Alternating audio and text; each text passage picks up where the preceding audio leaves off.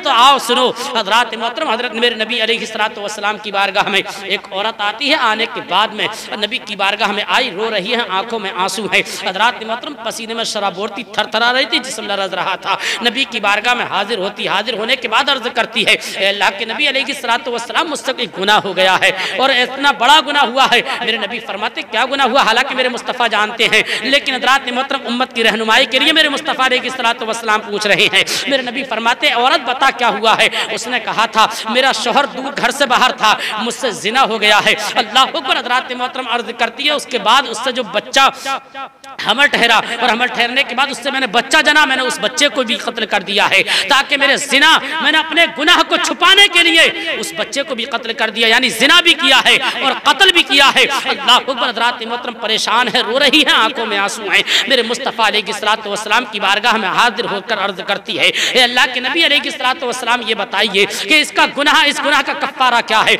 इस गुनाह की सजा क्या है? मेरे मुस्तफ़ा अलैहिस्सलातु वस्सलाम फरमाते हैं, तौबा करना चाहती है तौबा कर ले। लेकिन हज़रात मोहतरम मेरे मुस्तफ़ा अलैहिस्सलातु वस्सलाम फरमा रहे हैं, तू शादीशुदा है, तूने अगर जिना किया है तो जिना की सजा ये है। मेरे मुस्तफ़ा गुनाह की, यानी उस गुनाह की सजा बता रहे हैं, जिना की सजा बता रहे हैं मेरे नबी ने फरमाया कि सजा ये है कि जो अगर शादीशुदा हो, जिनाकारी करे, अल्लाह अकबर, नबी फरमाते उस पर पत्थर बरसाए जाएं, पत्थर बरसाए जाएं, अल्लाह अकबर। और फरमाते हैं जो कत्ल करता है किसी का, उसका बदला यह है कि उसको कत्ल किया जाए बदले में। अल्लाह अकबर। मैं अर्ज करना चाहूंगा, आज हम हज़रात मोहतरम सोच रहे हैं कि गुनाह, कोई गुनाह हमसे नहीं होता। लोगों सुनो, जिना कितना बड़ा गुनाह है। मैं तुम्हें बता दूं, जिना इतना बड़ा गुनाह है, जबकि एक गैर महरम औरत और एक गैर महरम मर्द आपस में मिलते हैं, अल्लाह अकबर, जिस जगह, जिस जमीन के खित्ते पर मिलते हैं, वो जमीन का खित्ता भी रब की बारगाह में और अल्लाह रब्बुल इज्जत की बारगाह में अर्ज करता, परवरदिगार, ये तेरे बंदी, तेरा बंदा मेरे ऊपर जिना कर रहा है, ए परवरदिगार, इनको तबाह बर्बाद कर दे। अल्लाह अकबर। मैं अर्ज करना चाहूंगा, वो जमीन का खित्ता भी हज़रात मोहतरम उनसे पनाह मांगता है। मैं अर्ज करना चाहूंगा मुसलमानों, इतना बड़ा गुनाह है जिना, लेकिन जैसे ही मेरे मुस्तफ़ा ने ये सुना था, मेरे मुस्तफ़ा ने उसे दुनियावी हज़रात मोहतरम सजाएं बताकर और आखिरत की सजाएं बताने के बाद कहा था। अब नबी का जुमला सुनना, मेरे नबी फरमाते हैं, औरत, जिस अंदाज से तू रोकर आ रही थी, जिस अंदाज से तेरी आंखों में आंसू थे, जिस अंदाज से तू पसीने में शराबोर थी, मुझे तो ऐसा लग रहा था कि जैसे तेरी असर की नमाज कज़ा हो गई।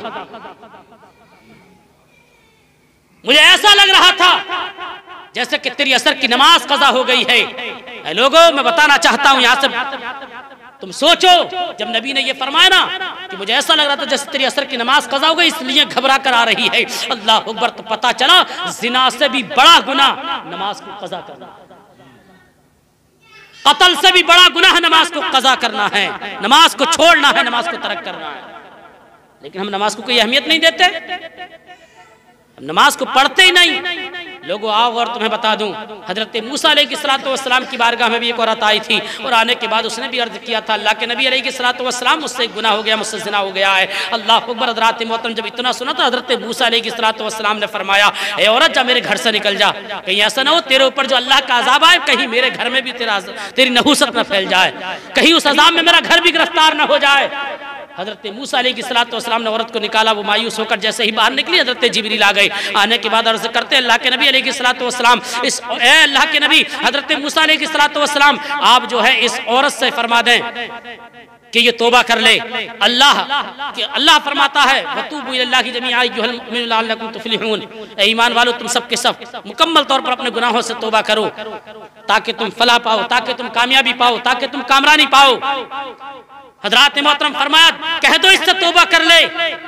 हजरत मूसा इरशाद फरमाते हैं, ए जिब्रील, ये औरत वो है जिसने जिना किया है।